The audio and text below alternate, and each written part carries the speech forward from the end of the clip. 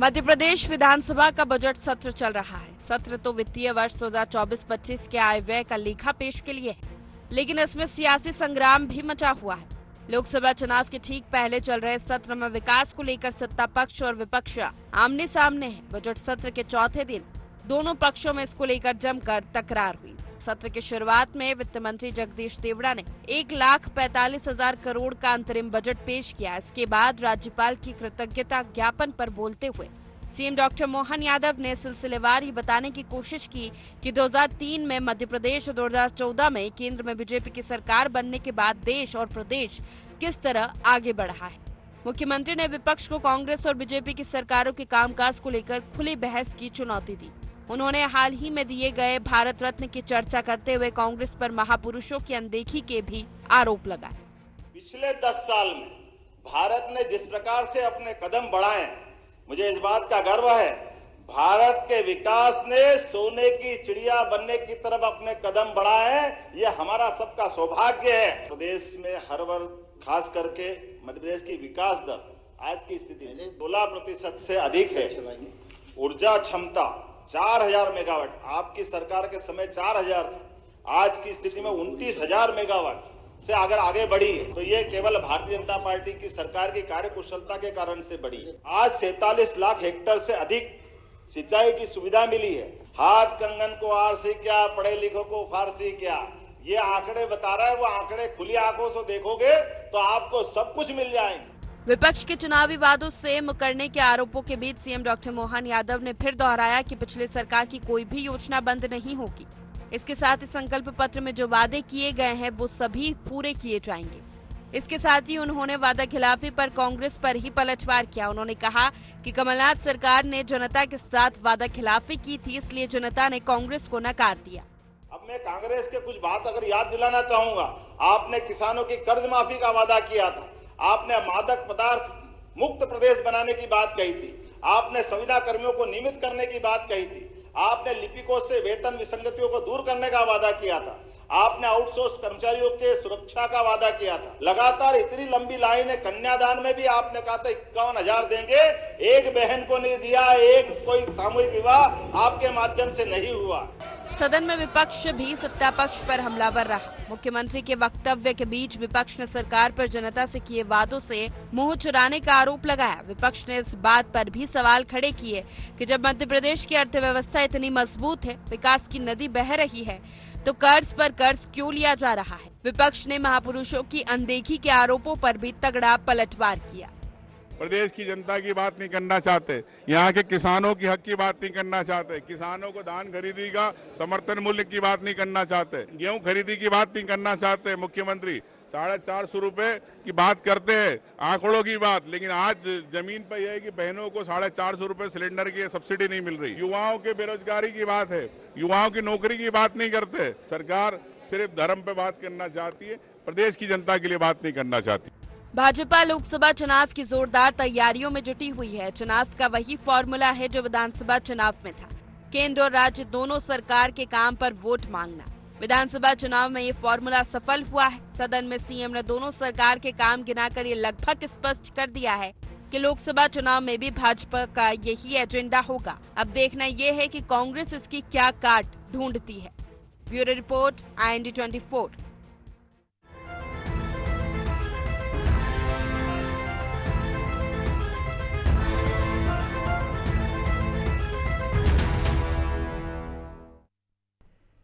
नमस्कार, बहुत स्वागत है आपका। इंडिया एजेंडा देख रहे हैं आप, मैं हूं आपके साथ प्रशिता शर्मा। विकास पर तकरार। जी हां, मध्य प्रदेश विधानसभा का बजट सत्र चल रहा है।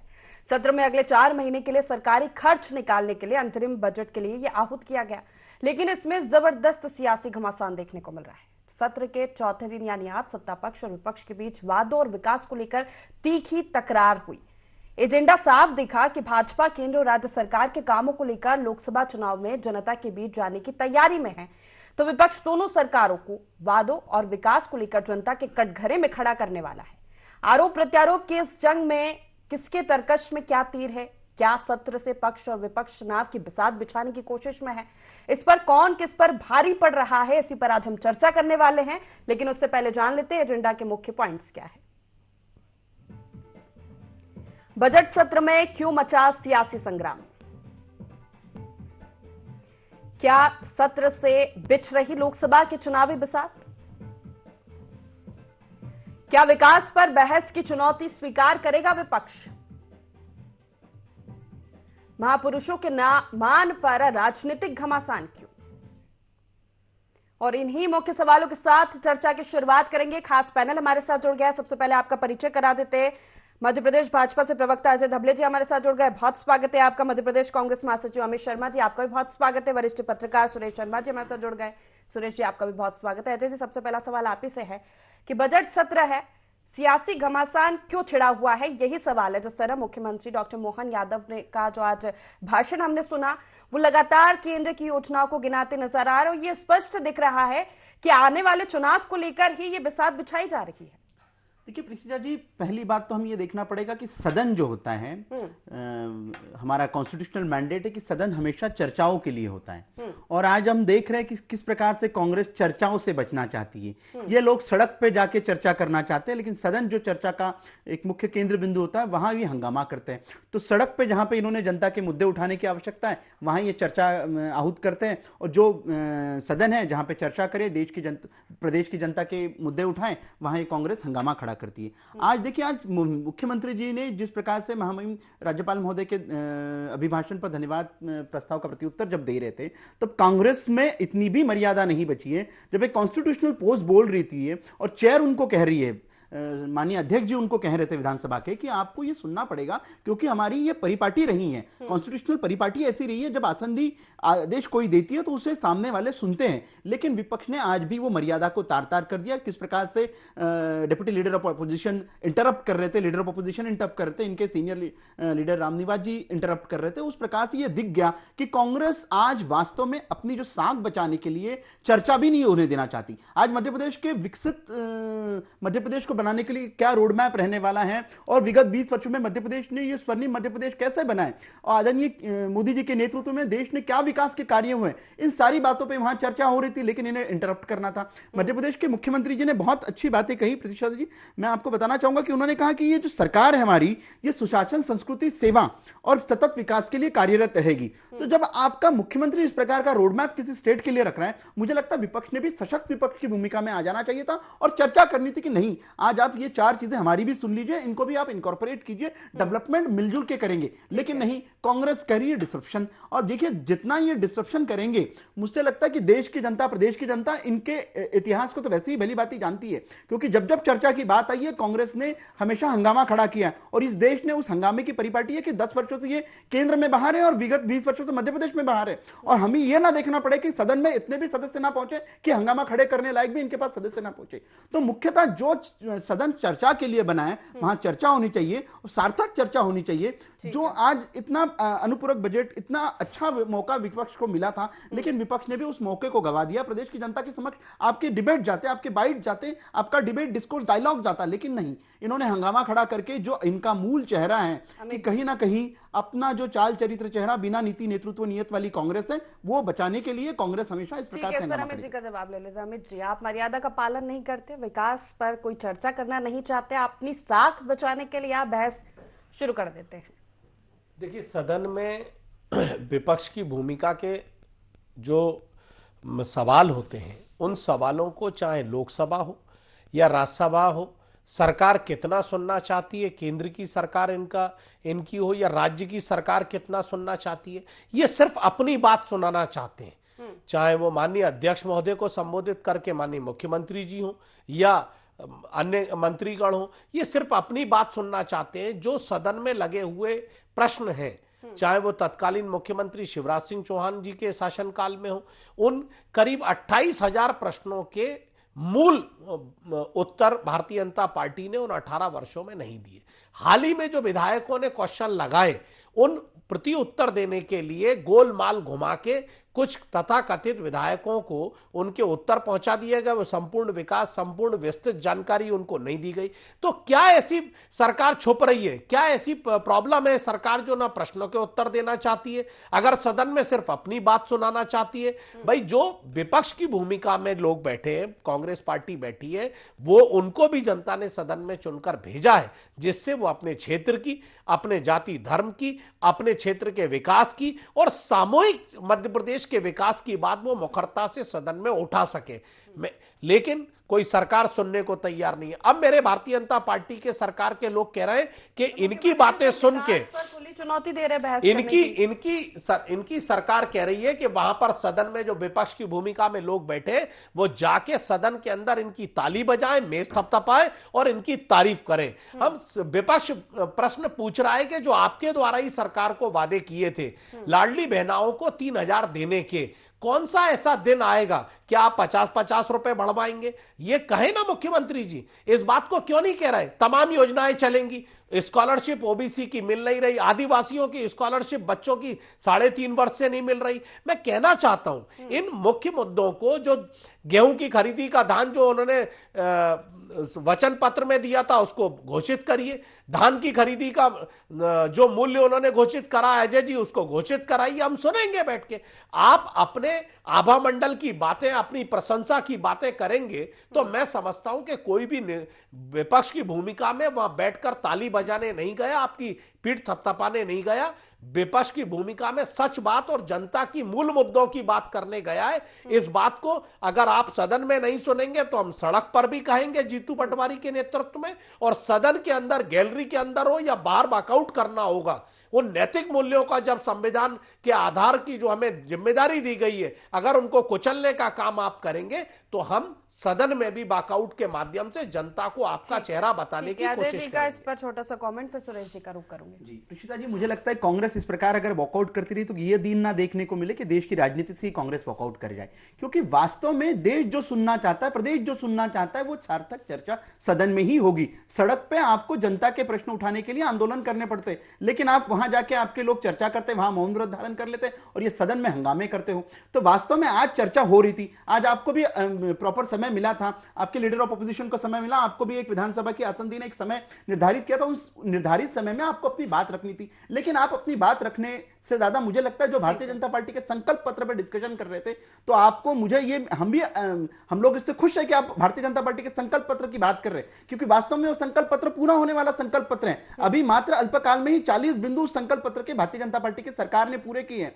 तो आपको अगर 5 वर्षों का समय भी आप लोगों को कम पड़ रहा है कि प्रश्न चिन्ह उठाने के लिए, तो आप प्रश्न चिन्ह उठा लीजिए, लेकिन हमारे पास 5 वर्षों के लिए मैंडेट है और इसे 5 वर्ष के मैंडेट में जो संकल्प हमने लिए थे उनको पूरा करेंगे और फिर अब 2028 में विधानसभा के चुनाव में जब जाएंगे तो इसी संकल्प पत्र की संकल्प पूर्ति की वजह से ले लेते। सुरेश भैया, सार्थक चर्चा की बात हो रही है सत्र में, जिस तरह अजय जी का कहना है कि हम लोग तो तैयार है, विपक्ष नहीं चाहता, और आज बजट सत्र चल रहा है और आज जो भाषण था मुख्यमंत्री का उसमें ये देखा गया कि आने वाले चुनाव को लेकर ये स्थिति साफ स्पष्ट नजर आ रही है कि जो एजेंडा था विधानसभा चुनाव में केंद्र सरकार की योजना, राज्य सरकार के कामों को लेकर आगे बढ़ रहे थे, वही झलक आज देखने को मिली है। देखिए, राज्यपाल का जो अभिभाषण होता है वो सरकार की उपलब्धियों का बखान करने वाला ही होता है। उसमें ये रहता है कि अभी तक क्या किए और अभी आने वाले समय में सरकार की योजना क्या है, और जो संकल्प पत्र है या कांग्रेस का जो वचन पत्र है, इन दोनों को जिसकी भी सरकार होती है राज्यपाल उसमें अपने अभिभाषण में शामिल करके कहते हैं। और आज तो संयोग से, मैं कुछ दिन से बाहर था तो आज मैं संयोग से सदन में था, उस समय ये सारी परिस्थितियां बन रही थी। आज तो बहुत अच्छी बहस चल रही थी, कहीं से कोई आपत्तिजनक बातें नहीं थी। कांग्रेस के नेता प्रतिपक्ष और उपनेता प्रतिपक्ष ने भी आज अच्छे जो है तरीके से अपनी बात रखी। और उसके बाद जब मुख्यमंत्री बोल रहे थे तो मुख्यमंत्री जी ने भी वो सब बातें कही जो एक मुख्यमंत्री को कहना चाहिए किसी भी राज्यपाल के अभिभाषण के जवाब में। तो कहीं से कोई आपत्तिजनक मामला नहीं, और ना ही मुख्यमंत्री जी की बात पर किसी प्रकार का कोई हंगामा हुआ। मुख्यमंत्री जी ने प्रधानमंत्री के द्वारा की गई देशव्यापी काम जो है उनका बखान किया, इसके बाद अपने राज्य की बातें उन्होंने की, और कांग्रेस की तरफ से इसका कोई प्रतिवाद नहीं हुआ। कांग्रेस ने ये जरूर बीच बीच में टोका-टाकी करके कहा कि आप जो समस्याएं हैं जिनको हमने उल्लेख किया है उनको भी आप जवाब दीजिए। तो मुख्यमंत्री ने ये कहा कि आने वाले समय में मैं बोल रहा हूं अभी, मैं इसका जवाब दूंगा। मूल रूप से जो हंगामा हुआ और वो कैलाश विजयवर्गीय जी के एक बीच में हस्तक्षेप से हुआ। कैलाश विजयवर्गीय जी ने गुरु गोविंद सिंह जी और टांट्या भील और शिवाजी को जो है आपत्तिजनक कांग्रेस मानती थी और उन्हें आतंकवादी मानती थी, किसी को कुछ मानती थी, ऐसा करके एक उल्लेख किया जिसके ऊपर विपक्ष का नाराजगी थी। विपक्ष का कहना यह था कि ये रिलेवेंट विषय नहीं है, इसलिए इसको विलोपित करें। तो अध्यक्ष जी ने ये कहा कि भाई ये सारा जो मामला है ये टेक्स्ट बुक्स की पुस्तकों के संदर्भ से कहा गया है, मैं उसका परीक्षण करूंगा और यदि परीक्षण में ये सही नहीं पाया गया तो मैं कार्रवाई करूंगा। विपक्ष का कहना यह था कि हम अभी चाहते हैं कि अभी आप विलोपित करिए। इस पर विलोपित करने से अध्यक्ष ने मना कर दिया कि नहीं, मैं जब तक तथ्य नहीं परखूंगा मैं नहीं कहूंगा। इतने पे हंगामा हुआ। मुख्यमंत्री जी के बयान पर कोई हंगामा नहीं हुआ और ना ही विपक्ष के नेता के द्वारा आज अपनी बात रखने में कोई समय बर्बाद किया गया।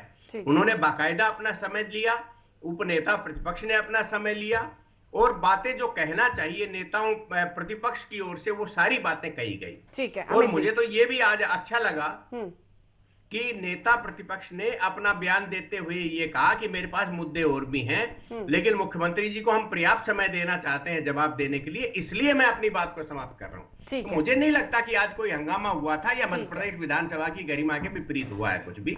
इसलिए एक तो ये बात है। दूसरा, ये केवल कैलाश। ठीक है सुरेश जी, दोबारा लौटूंगे मैं आपके पास। अमित जी की प्रतिक्रिया। देखिए प्रचिता, हमारे वरिष्ठ पत्रकार बैठे हैं, उन्होंने बिंदु पार हो सकता है कि कुछ चीजें हमसे भी छूट गई हैं, उन्होंने बखूबी कांग्रेस की भी भूमिका मानी, मुख्यमंत्री जी की भूमिका भी स्पष्ट करी और सदन की आज आंखों देखा हाल वो उन्होंने स्पष्ट करा।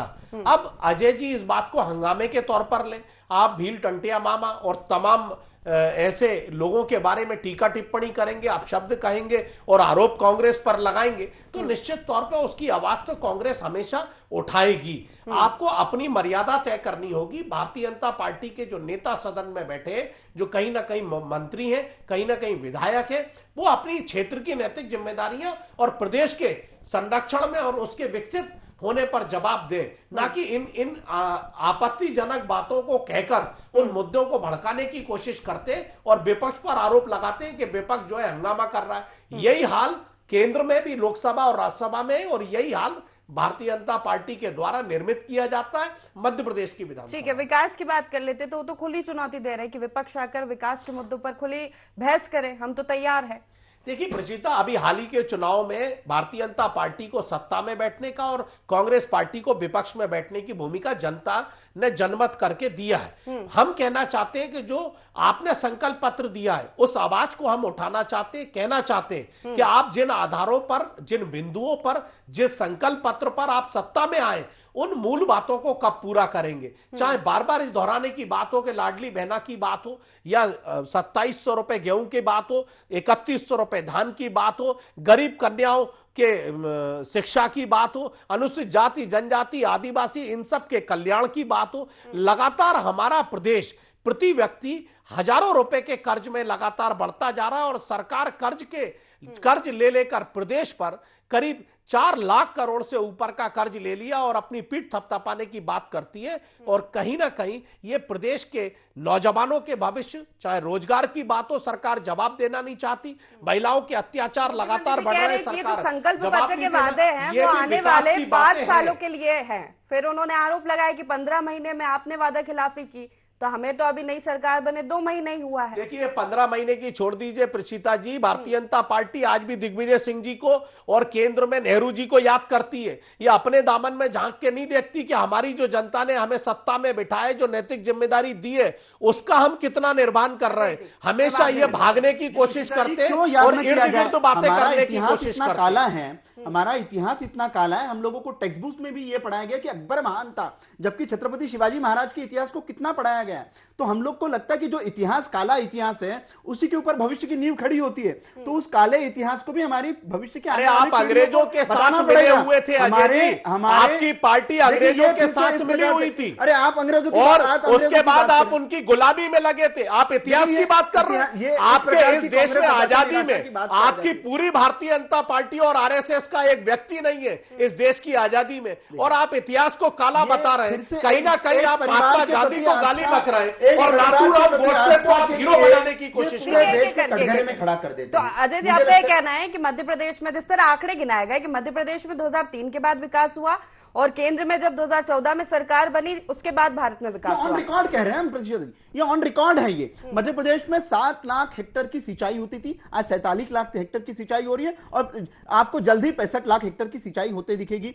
आप मध्य प्रदेश में देखिए 5 मेडिकल कॉलेज हुआ करते थे, आज 30 से अधिक मेडिकल कॉलेज है। मध्य प्रदेश में 50,000 किलोमीटर की सड़कें थी, आज 5 लाख से अधिक किलोमीटर की सड़कें हैं। तो मध्य प्रदेश में 50,000 डॉक्टर्स कहीं होते थे, आज आप देखिए कि डॉक्टर्स कितने बढ़ गए। तो आपको ये सारा कंपैरेटिवली एनालिसिस भी करना पड़ेगा कि मध्य प्रदेश जो देश की जीडीपी में नेगेटिव इंपैक्ट डालने वाला स्टेट था, देश की जीडीपी में टॉप 10 जो इकोनॉमीज उसमें कंट्रीब्यूट करने वाला स्टेट है, कभी नेगेटिव ग्रोथ रेट होती थी, आज पॉजिटिव ग्रोथ रेट है।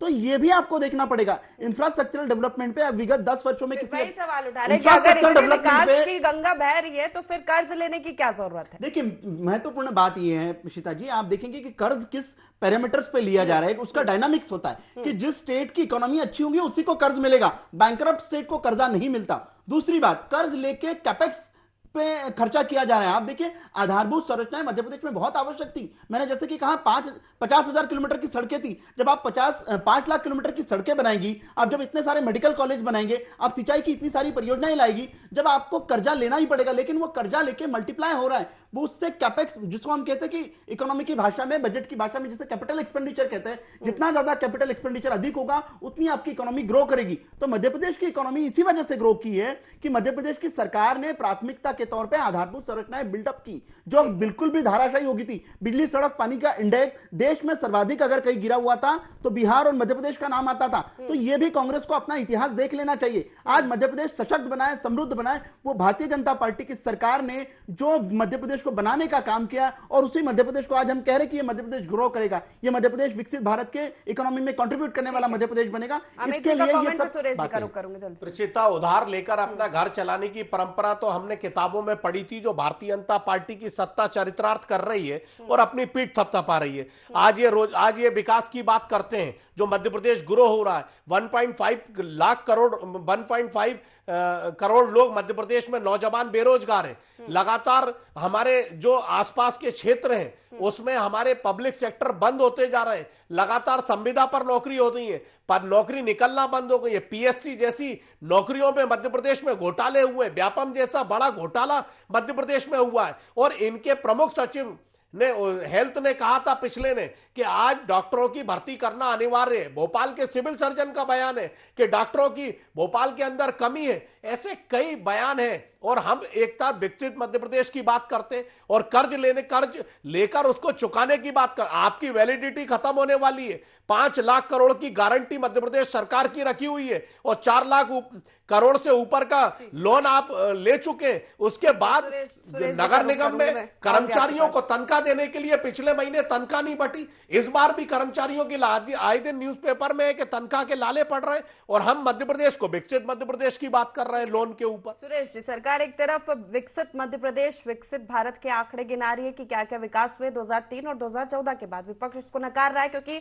धरातल पर वो ये कह रहा है कि स्थिति इसके बिल्कुल उलट है और उस पर चर्चा नहीं हो रही है।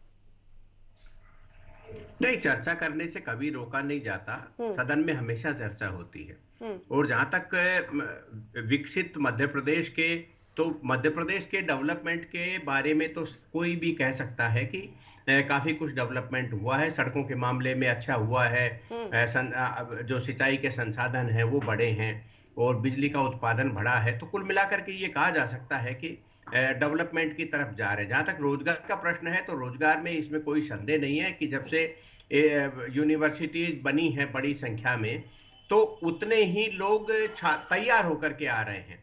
तो उसके लिए इंफ्रास्ट्रक्चर उस रूप से डेवलप होना चाहिए और ये यदि हम समय से करेंगे तो आने वाले 5-7 साल में उस इंफ्रास्ट्रक्चर का असर होता है। तो इसलिए रोजगार के अवसर आने वाले समय में बनेंगे। रोजगार केवल सरकारी नौकरियों से नहीं होता, प्राइवेट नौकरियों से नहीं होता, स्वरोजगार की तरफ भी लोगों को प्रेरित करना पड़ेगा। और मुझे लगता है कौशल उन्नयन से लगा करके जो योजनाएं हैं, ये भविष्य के लिए एक अच्छा संकेत है।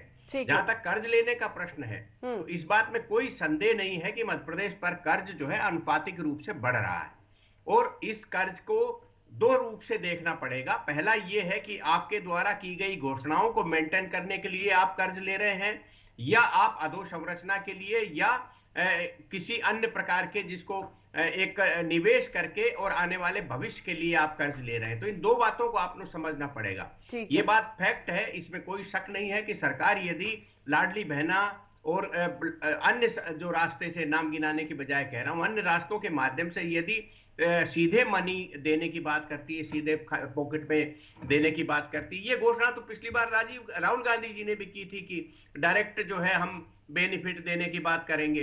तो डायरेक्ट बेनिफिट वाला यदि मामला होता है तो वो भी बाजार में आता है, और बाजार में क्रय शक्ति बढ़ने से उसका भी लाभ जो है कहीं न कहीं इकोनॉमी को मिलता है। इसलिए ये बहुत ज्यादा कंट्रोडिक्टरी बातें नहीं है, केवल पॉलिटिकल स्टेटमेंट की बात है। ठीक है, मैं एक बात इसमें बिल्कुल कहना चाहूंगा, ये मेरा अपना सोच समझ है कि जो भी राजनीति में काम करते हैं, चाहे वो पुरुष हो, महापुरुष हो, जो भी हो, यदि चाहे पंडित जवाहरलाल नेहरू हो, महात्मा गांधी जी हो, चाहे अटल बिहारी वाजपेयी और नरेंद्र मोदी जी हो, इन सब के बारे में भविष्य भी चर्चा करेगा, आने वाला समय भी चर्चा करेगा। ठीक है, समय की कमी है, लेकिन एक आखिरी कमेंट लेना चाहूंगी अमित। जैसे महापुरुषों की बात हुई तो महापुरुषों के मान पर भी सियासी घमासान छिड़ा हुआ है, सवाल उठाए जा रहे विपक्ष की ओर से भारत रत्न को लेकर। देखिए, जो जल्दी जवाब दीजिए। प्रचेता महापुरुषों को हमेशा कांग्रेस ने आदर किया है, और भारतीय जनता पार्टी ने जब जब इस तरह के निर्णय लिए हैं, कहीं ना कहीं उसको राजनीतिक दृष्टिगत रख के निर्णय लिए। और मैं समझता हूं कि कांग्रेस ने कई ऐसे महापुरुषों को बिना राजनीतिक स्वार्थ के लोगों को भारत रत्न भी दिया है, और तमाम भारत से जुड़े हुए और भी जितने पुरस्कार होते हैं उन्हें सम्मानित किया गया है। चलिए ठीक है, समय की कमी। आप तीनों मेहमानों का बहुत शुक्रिया हमारे साथ इस चर्चा में शामिल होने के लिए। तो विकास पर टकराव, जिस तरह बजट सत्र चल रहा है, वित्तीय वर्ष 2024-25 के आय व्यय का लेखा पेश किया गया, लेकिन इसमें सियासी संग्राम देखने को मिला। स्थिति स्पष्ट ऐसी नजर आ रही है कि आने वाले लोकसभा चुनाव के लिए मैदान तैयार किया जा रहा है, लेकिन ये तो समय ही बताएगा आने वाला कि कौन किस पर भारी पड़ रहा है जनता के कटघरे में। तो फिलहाल एजेंडा में इतना ही। आप बने रहिए IND24 के साथ। नमस्कार।